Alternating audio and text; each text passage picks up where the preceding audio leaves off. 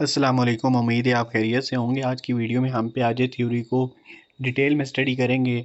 मुझे नहीं पता वीडियो कितनी लंबी होने वाली है, लेकिन अगर आप लोग कुछ सीखना चाहते हैं तो ये वीडियो पूरी देखें। प्याजे कौन था? प्याजे was a psychologist born in 1894 in Switzerland and died in 1980। मैंने एक एमसीक्यू देखा था, उसमें ये भी पूछा गया था कहाँ पैदा हुआ। स्विट्ज़रलैंड में 1894 में पैदा हुआ और 1980 में वफात पा गए। इसके कुछ इसने जो कॉग्निटिव डेवलपमेंट दी थी उसके कुछ स्टेजेस थे। Sensory motor stage, pre optional, concrete और फार्मूला। आप इसको ऐसे भी याद कर सकते हैं, SPCF। तो सेंसरी मोटर कितना होता है मतलब पैदा होने से लेकर 2 साल तक, फिर 2 से 7 साल तक होता है प्री ऑप्शनल। कंक्रीट होता है 7 से 11 तक और फार्मल होता है 12 से ऑनवर्ड। ठीक है। अब ये देखें, ये चीज़ें आप खुद भी पढ़ सकते हैं, लेकिन ये बात ये है कि जब मैं बोलता हूँ तो आप लोगों को जो सुनने से और देखने से ऑलमोस्ट तकरीबन 90% जो होती है ना, वो लर्निंग हो जाती है। जो ही आपके पेपर में कहीं पे एमसीक्यूज आएगा तो ये रिकॉल हो जाएंगी आपकी सारी चीज़ें। अभी मैं ये डिस्कस नहीं कर रहा हूँ, तो ये मैं नीचे डिस्कस करूँगा। बेसिक टर्म यूज बाय पियाजे, ये वाला पढ़ते हैं अभी।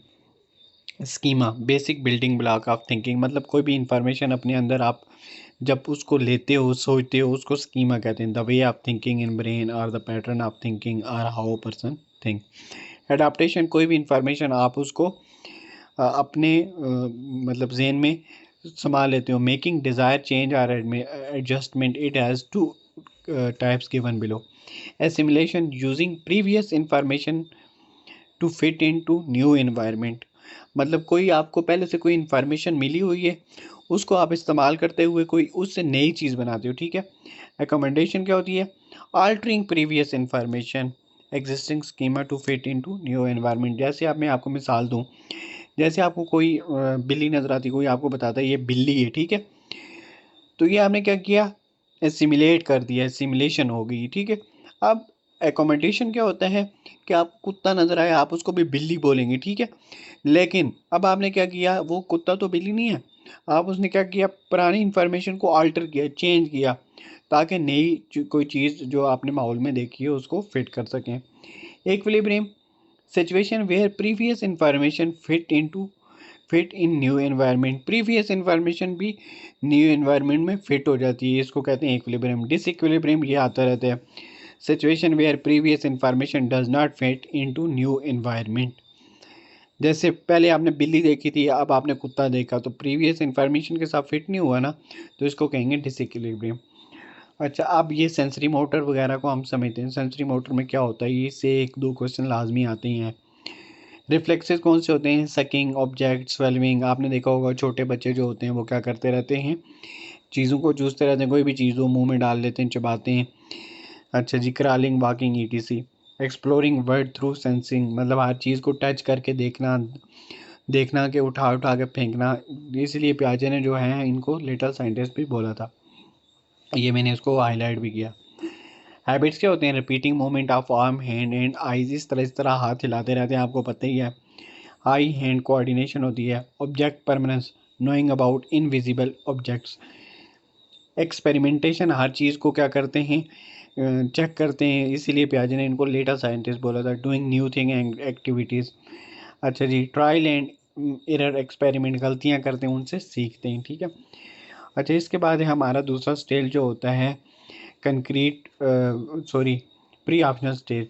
इसमें क्या होता है? सिंबॉलिक प्ले फंक्शनिंग, मतलब दोस्तों शोस्तों के साथ खेलते हैं, वालदेन के साथ खेलते हैं। इंट्यूटिव थाट, इसमें क्या होता है, कोई भी चीज़ है उसको सोच लेते हैं कि बस ये ऐसे तो ऐसे ही होगा। जैसे मिसाल के तौर पे कोई बच्चा गिर जाए, ठीक है, तो उसको ज़मीन से लगती है, तो अगर आप क्या करते हैं, ज़मीन को भी मारते हैं, ठीक है, तो वो सोचता होगा कि हाँ इसको भी, ज़मीन को भी लग रही है, तो वो खुश होता है। मतलब कि रीज़न के बगैर वो बिलीव कर लेते हैं। ईगो सेंट्रिक होते हैं, अपनी चीज़ किसी को नहीं देते।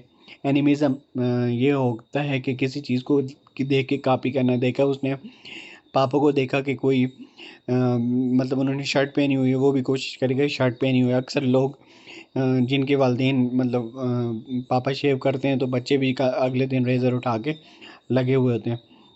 आर्टिफिशियलिज्म, cloud are white as one painted them white colour. मतलब कोई भी ख्याल कर लेते हैं कि ये, समझिए यहाँ पे जैसे लिखा हुआ है कि बादल सफ़ेद इसलिए क्योंकि उनको किसी ने कलर किया हुआ है। जैसे मुझे याद है मैं जब छोटा होता था मैं सोचता था ये जो बारिश होती है ये अल्लाह ताला ऊपर से गागर कराते हैं आसमान से। तो ये भी एक इस उम्र में बंदा सीखता है। ये 2 से 7 साल की उम्र होती है। ठीक है। Transductive reasoning relating unrelated thing together at barking of dog and balloon pops. देखो कोई भी चीज़ है उन दोनों को अनरिलेटेड थिंग्स को एक ही समझ लेते हैं। सेंट्रेशन attend only one aspect of situation focusing on one dimension and neglecting other. इसमें यह है कि एक ही चीज़ को जैसे आपने 2 बीकर्स फुल करके दे दिए पानी के, तो एक जो है बीकर पतला है और दूसरा क्या है मोटा है, वो वाला लेंगे जिसमें पानी ज़्यादा ऊपर तक आया होगा। वो एक ही चीज़ को देखेंगे, 2 चीज़ों को नहीं देख सकते। आगे एग्जांपल भी यही लिखी हुई है। इरिवर्सिबिलिटी मतलब किसी चीज़ को खोल देंगे तो उसको बंद नहीं कर सकेंगे। Unable to reverse thing into previous position और order. Class inclusion problem in differentiating classes of different thing like cat dog goat sheep ETC. इनके दरमियान में फ़र्क नहीं कर सकेंगे। देखा होगा आपने कुत्ते को भी डॉगी बोलते हैं और गोट्स को भी डॉगी बोल रहे होते हैं। अनएबल टू अच्छा अगला क्या है transitive interference inference. Unable to use previous knowledge और logic. A is the brother of B, B is the brother of C, so A is the brother of C but child fail to understand. इस तरह का वो नहीं पहचान सकेंगे। Lake of perception मतलब अपना कोई उनके अंदर ख्याल नहीं होता। ठीक है। कोई भी कंक्लूजन नहीं बना सकते। लैंग्वेज के लिसनिंग स्पीकिंग रीडिंग राइटिंग उस टाइम तक कर सकते हैं। कंक्रीट ऑपरेशनल स्टेज 7 से 11 साल की उम्र में होता है। इसमें क्या होता है लॉजिकल थिंकिंग आ जाती है। कौन सी आती है इंडक्टिव। वो क्या होती है इंडक्टिव क्या होती है डिडक्टिव होती है जनरल टू स्पेसिफिक और इंडक्टिव होती है स्पेसिफिक टू जनरल। ठीक है। Seriation sequencing categorising according to shape size weight मतलब शक्ल के हिसाब से साइज के हिसाब से उनको सीक्वेंस से रख सकते हैं। क्लासिफिकेशन भी कर सकते हैं इसमें। Decentration attending more than one aspect of situation जैसे ऊपर वाली जो चीज़ें नहीं कर सकते थे ना जो आपने ऊपर पढ़ी हैं प्री ऑप्शनल स्टेज में वो आप कर सकते हैं। रिवर्सिबिलिटी भी आ जाती है। कंजर्वेशन भी अब आ जाती है। Transitivity able to sort the object according to shape size ये वही चीज़ें सारी। इसके बाद हमारे पास आ जाता है फार्मर ऑपरेशनल स्टेज। इसमें क्या होता है ये होता है 11 साल से ऊपर तक। ठीक है।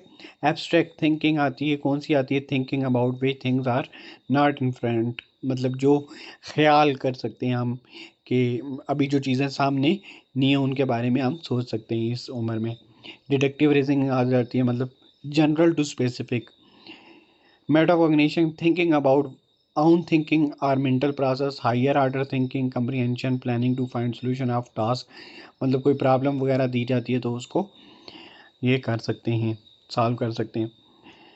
ये आगे वही चीज़ है प्रॉब्लम सॉल्विंग। इसमें क्या क्या चीज़ें हैं ये आप लोग ये मैं इस तरह से छोटा कर देता हूँ। इसको आप ले सकते हैं स्क्रीनशॉट उसके बाद पढ़ भी सकते हैं वीडियो रोक के। इसके बाद एप्लीकेशन ऑफ प्याजे कॉग्निटिव डेवलपमेंट इन क्लासरूम। अच्छा जी teachers can use this theory in following way considering child ability at different age level to plan classroom activities. अब उसको पता हो जाएगा कि अगर 2 से 7 साल की उम्र के दरमियान में ये काम कर सकता है तो इसका मतलब ये इसका ज़हनी तवाज़न ठीक है तो उसको उस हिसाब से वो क्लासरूम एक्टिविटीज़ को अरेंज करेगा। Guide the student encourage the student to participate actively. Encourage student to learn from their peers जो उसके साथ पीयर्स कहते हैं जो साथ वाले क्लास फेलोज होते हैं। Be patient on the student mistake as student learn a lot from mistake. गलती जब करें तो उसके ऊपर क्या करना चाहिए सब्र करना चाहिए। Repeat E student individual interest need abilities and limits उन सब की देखनी चाहिए रिस्पेक्ट उनकी क्या करनी चाहिए उनको उनके बारे में ही सारी चीज़ें बतानी चाहिए। ये ना हो कि आपको उनकी एबिलिटी नहीं है एक चीज़ की वो आपको और बता दे रहे हैं। Engage student in active learning process practical activities मतलब उनको एक्टिविटीज़ करवानी चाहिए ज़्यादातर। Encourage collaborative as well as individual activities collaborative इकट्ठे भी और इंडिविजुअल अलग अलग से भी काम देना चाहिए।